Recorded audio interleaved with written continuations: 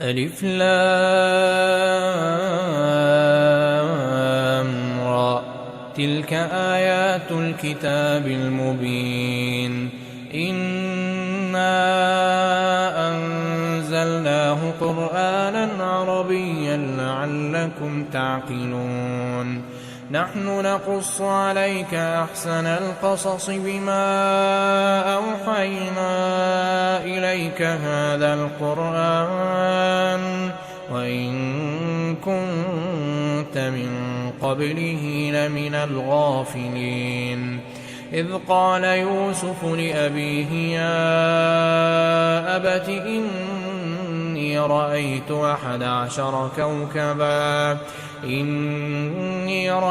11 كوكبا والشمس والقمر رأيتهم لي ساجدين. قال يا بني لا تقصص رؤياك على إخوتك فيكيدوا لك كيدا إن الشيطان للإنسان عدو مبين.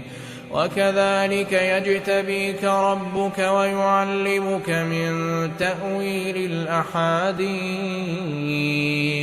ويتم نعمته عليك وعلى آل يعقوب كما أتمها على أبويك من قبل إبراهيم وإسحاق إن ربك عليم حكيم. لقد كان في يوسف وإخوته آيات للسائلين. إذ قالوا ليوسف وأخوه أحب إلى أبينا منا ونحن عصبة إن أبانا لفي ضلال مبين. اقتلوا يوسف أو اطرحوه أرضا يخل لكم وجه أبيكم وتكونوا من بعده قوما صالحين. قال قائل منهم لا تقتلوا يوسف وألقوه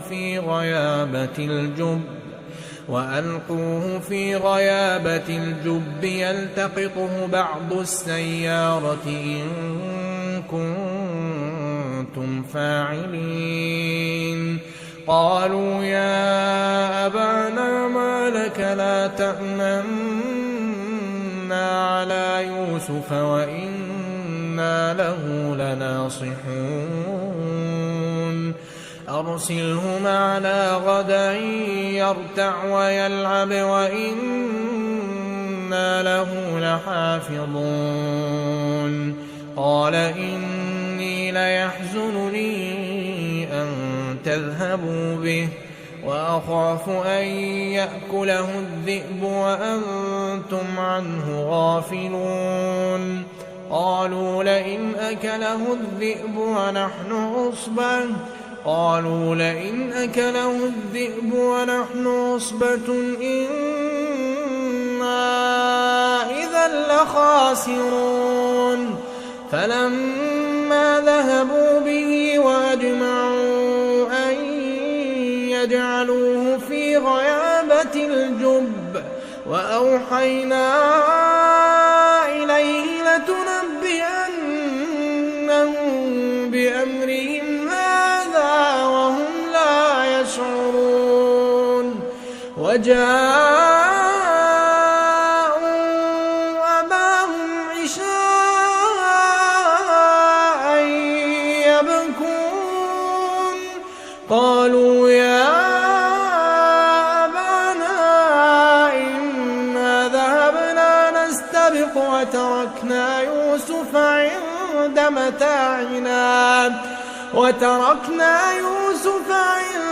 متاعنا فأكله الذئب وما أنت بمؤمن لنا ولو كنا صادقين. وجاءوا على قميصه بدم كذب قال بل سولت لكم أنفسكم أمرا فصبر جميل والله المستعان على ما تصفون. وجاءت سيارة فأرسلوا واردهم فأدلى دلوه قال يا بشرى هذا غلام وأسروه بضاعة والله عليم بما يعملون. وشروه بثمن بخس دراهم معدودة وكانوا فيه من الزاهدين. وقال الذي اشتراه من مصر لامرأته أكرمي مثواه عسى أن ينفعنا أو نتخذه ولدا وكذلك مكنا ليوسف في الأرض ولنعلمه من تأويل الأحاديث والله غالب على أمره ولكن أكثر الناس لا يعلمون. ولما بلغ أشده آتيناه حكما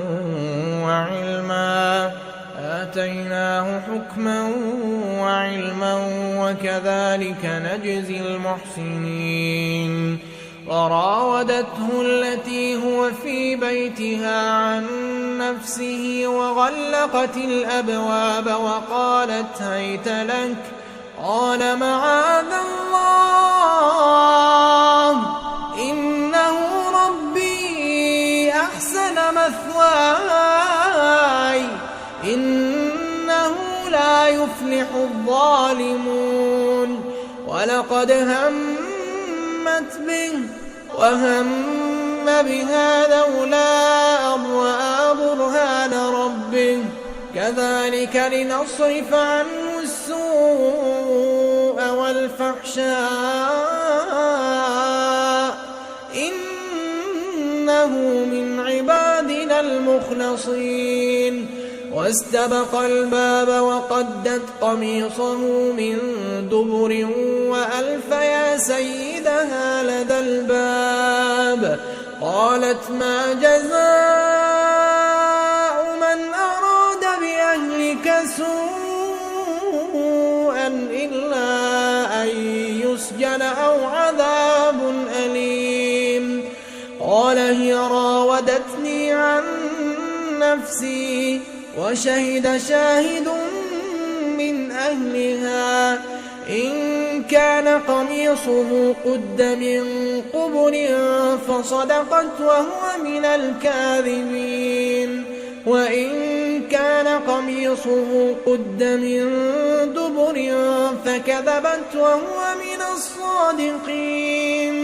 فلما رأى قميصه قد من دبر قال إنه من كيدكن إن كيدكن عظيم. يوسف أعرض عن هذا واستغفري لذنبك إنك كنت من الخاطئين. وقال نسوة في المدينة امرأة العزيز تراود فتاها عن نفسه قد شغفها حبا إنا لنراها في ضلال مبين. فلما سمعت بمكرهن أرسلت إليهن وأعتدت لهن متكئا وآتت كل واحدة منهن سكينا وقالت اخرج عليهن. فلما رأينه أكبرنه وقطعن أيديهن وقلن حاش لله ما هذا بشرا إن هذا إلا ملك كريم. قالت فذلكن الذي لمتنني فيه ولقد راودته عن نفسه فاستعصم ولئن لم يفعل ما آمره ليسجنن وليكونن من الصاغرين. قال رب السجن أحب إلي مما يدعونني إليه وإلا تصرف عني كيدهن أصب إليهن وأكن من الجاهلين. فاستجاب له ربه فصرف عنه كيدهن إنه هو السميع العليم. ثم بدا لهم من بعد ما رأوا الآيات ليسجننه حتى حين. ودخل معه السجن فتيان قال أحدهما إني أراني أعصر خمرا وقال الآخر إني أراني أحمل فوق رأسي خبزا تأكل الطير منه نبئنا بتأويله إنا نراك من المحسنين. قال لا يأتيكما طعام ترزقانه إلا نبأتكما بتأويله قبل أن يأتيكما ذلكما مما علمني ربي إني تركت ملة قوم لا يؤمنون بالله تركت ملة قوم لا يؤمنون بالله وهم بالآخرة هم كافرون. واتبعت ملة آبائي إبراهيم وإسحاق ويعقوب ما كان لنا أن نشرك بالله من شيء ذلك من فضل الله علينا وعلى الناس ولكن أكثر الناس لا يشكرون. يا صاحبي السجن أأرباب متفرقون خير أم الله الواحد القهار ما تعبدون من دونه إلا أسماء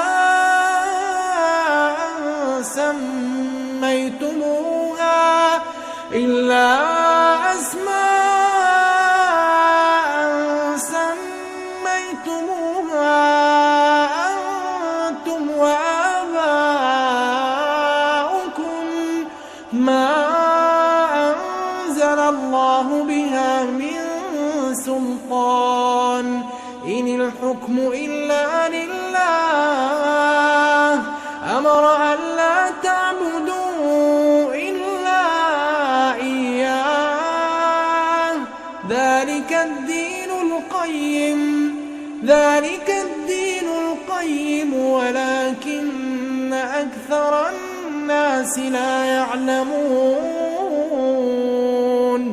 يا صاحبي السجن أما أحدكما فيسقي ربه خمرا وأما الآخر فيصلب فتأكل الطير من رأسه قضي الأمر الذي فيه تستفتيان.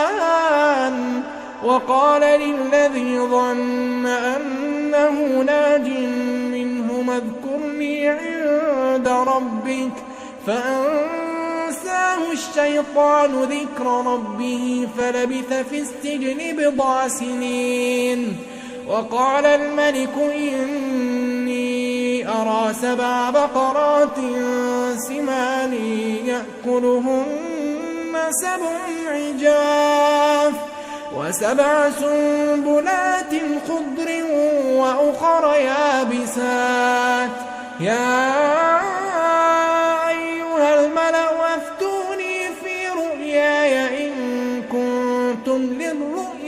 تعبرون قالوا أضغاث أحلام وما نحن بتأويل الأحلام بعالمين وقال الذي نجا منهما وادكر بعد أمة أنا أنبئكم بتأويله فأرسلون يوسف أيها الصديق أفتنا في 7 بقرات سمان يأكلهن 7 عجاف و7 سنبلات خضر وأخر يابسات لعلي أرجع إلى الناس لعلهم يعلمون قال تزرعون 7 سنين دأبا فما حصدتم فذروه في سنبله إلا قليلا مما تأكلون ثم يأتي من بعد ذلك 7 شداد يأكلن ما قدمتم لهن إلا قليلا مما تحصنون ثم يأتي من بعد ذلك عام فيه يغاث الناس وفيه يعصرون وقال الملك ائتوني به فلما جاءه الرسول قال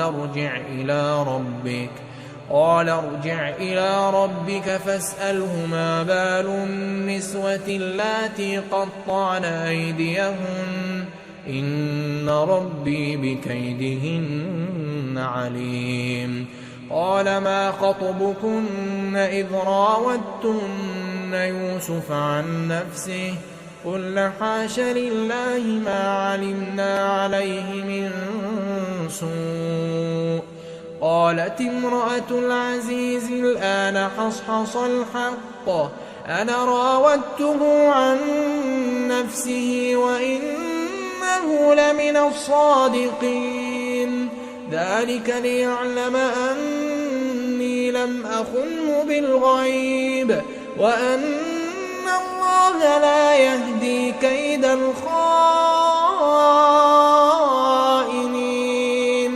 وما أبرئ نفسي إن النفس لأمارة بالسوء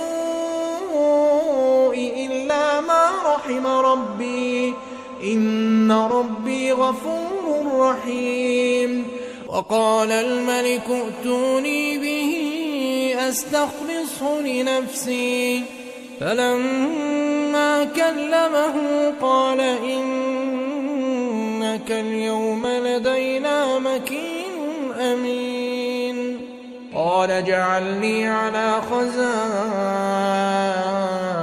الأرض إني حفيظ عليم وكذلك مكنا ليوسف في الأرض يتبوأ منها حيث يشاء نصيب برحمتنا من نشاء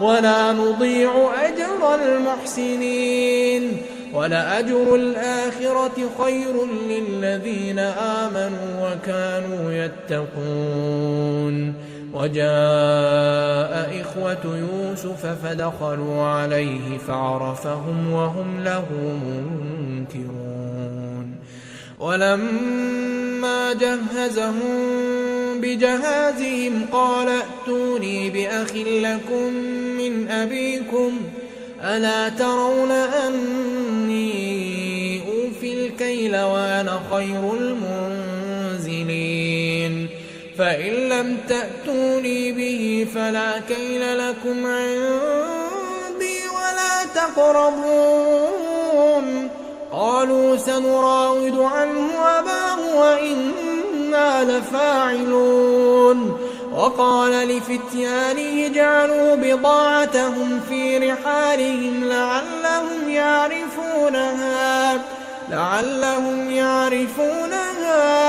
إذا انقلبوا إلى أهلهم لعلهم يرجعون فلما رجعوا إلى أبيهم قالوا يا أبانا منع منا الكيل فأرسل معنا أخانا نكتل وإنا له لحافظون قال هل آمنكم عليه إلا كما أمنتكم على أخيه من قبل فالله خير حافظا وهو أرحم الراحمين ولما فتحوا متاعهم وجدوا بضاعتهم ردت إليهم قالوا يا أبانا ما نبغي هذه بضاعتنا ردت إلينا ونمير أهلنا ونحفظ أخانا ونزداد كيل بعير ذلك كيل يسير قال لن أرسله معكم حتى تؤتون موثقا من الله لتأتونني به إلا أن يحاط بكم فلما آتوه موثقهم قال الله على ما نقول وكيل وقال يا بني لا تدخلوا من باب واحد وادخلوا من أبواب متفرقة وما أغني عنكم من الله من شيء إن الحكم إلا لله عليه توكلت وعليه فليتوكل المتوكلون ولما دخلوا من حيث أمرهم أبوهم ما كان يغني عنهم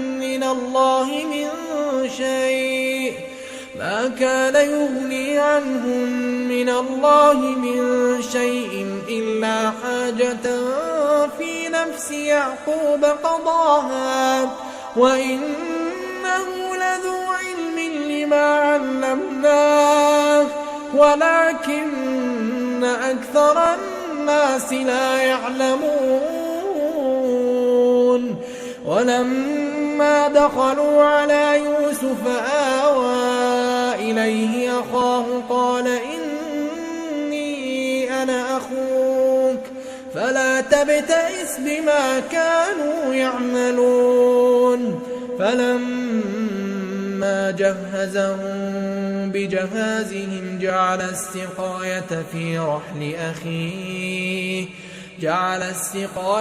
في رحل أخيه ثم أذن مؤذن أيتها العير إنكم لسارقون قالوا وأقبلوا عليهم ماذا تفقدون قالوا نفقد صواع الملك ولمن جاء به حمل بعير وأنا به زعيم قالوا تالله لقد علمتم ما جئنا لنفسد في الأرض وما كنا سارقين قالوا فما جزاؤه إن كنتم كاذبين قالوا جزاؤه من وجد في رحله فهو جزاؤه كذلك نجزي الظالمين فبدأ بأوعيتهم قبل وعاء أخيه ثم استخرجها من وعاء أخيه كذلك كدنا ليوسف ما كان ليأخذ أخاه في دين الملك إلا أن يشاء الله نرفع درجات من نشاء وفوق كل ذي علم عليم قالوا إن يسرق فقد سرق أخ له من قبل فأسرها يوسف في نفسه ولم يبدها لهم، قال أنتم شر مكانا والله أعلم بما تصفون. قالوا يا أيها العزيز إن له أبا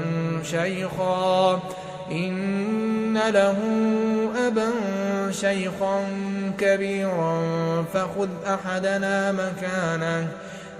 أحدنا مكانه إنا نراك من المحسنين. قال معاذ الله أن نأخذ إلا من وجدنا متاعنا عنده إنا إذا لظالمون. فلما استيئسوا منه خلصوا نجيا. قال كبيرهم ألم تعلموا أن أباكم قد أخذ عليكم موثقا من الله ومن قبل ما فرطتم في يوسف فلن أبرح الأرض حتى يأذن لي أبي أو يحكم الله لي وهو خير الحاكمين. ارجعوا إلى أبيكم فقولوا يا أبانا إن ابنك سرق وما شهدنا إلا بما علمنا وما كنا للغيب حافظين. واسأل القرية التي كنا فيها والعير التي أقبلنا فيها وإنا لصادقون. قال بل سولت لكم أنفسكم أمرا فصبر جميل عسى الله أن يأتيني بهم جميعا إنه هو العليم الحكيم. وتولى عنهم وقال يا أسفا على يوسف وابيضت عيناه من الحزن فهو كظيم. قالوا تالله تفتأ تذكر يوسف حتى تكون حرضا أو تكون من الهالكين. قال إنما أشكو بثي وحزني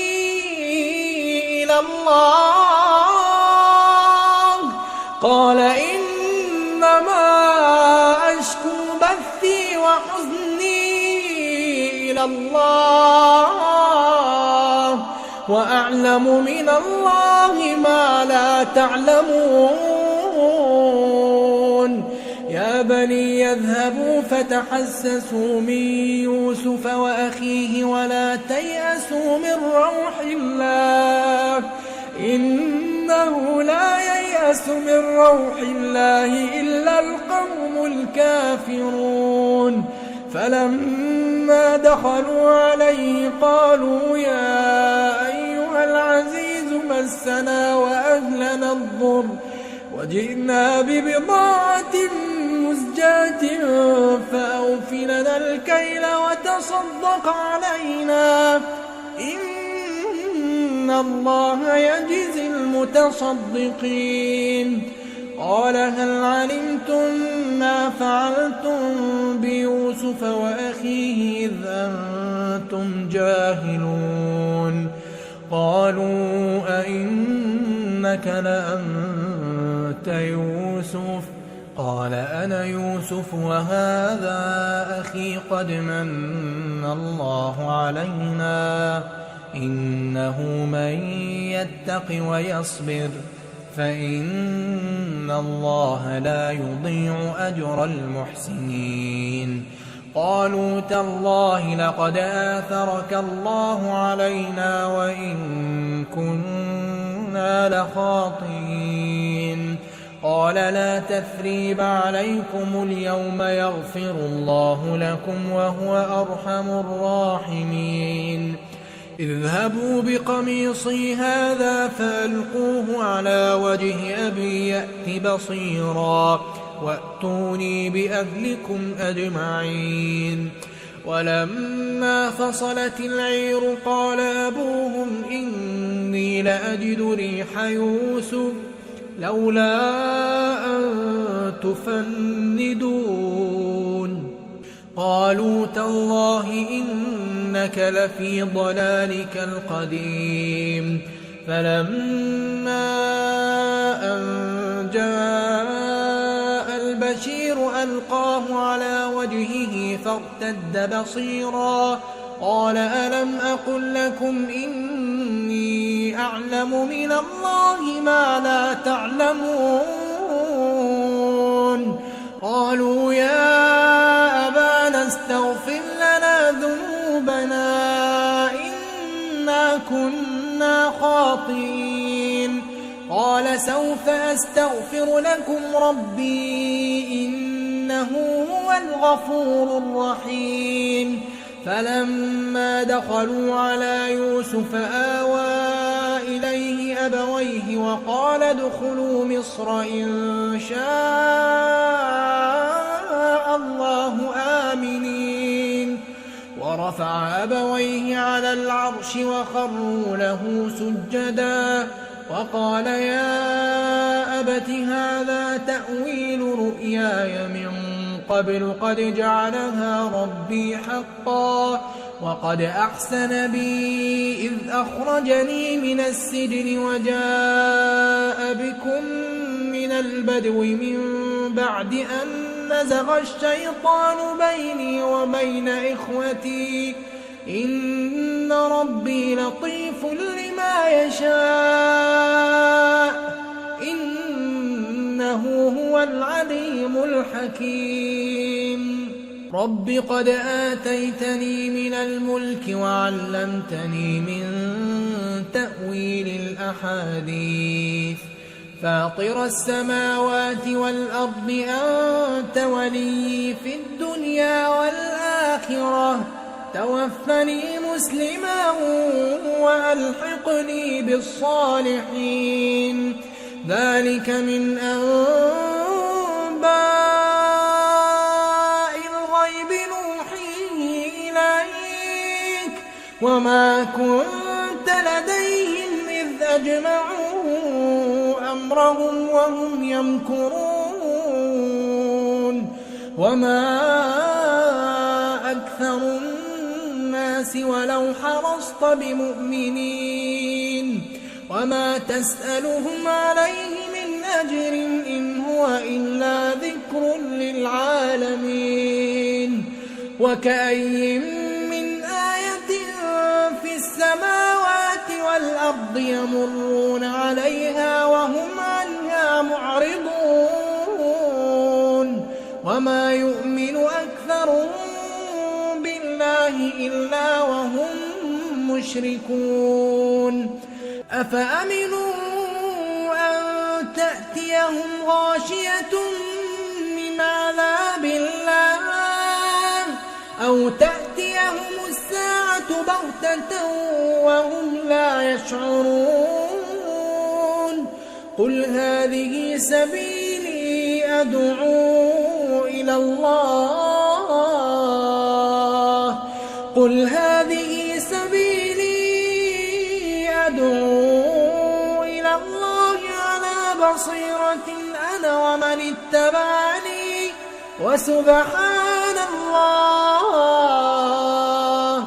وسبحان الله وما أنا من المشركين.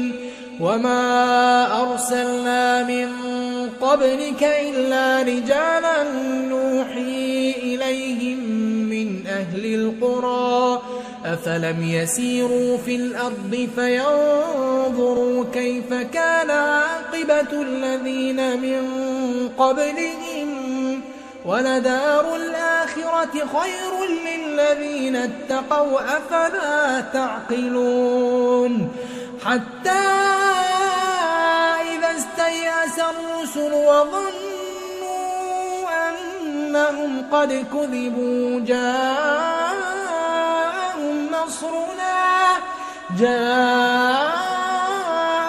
نصرنا فنجي من نشاء ولا يرد بأسنا عن القوم المجرمين. لقد كان في قصصهم عبرة لأولي الألباب ما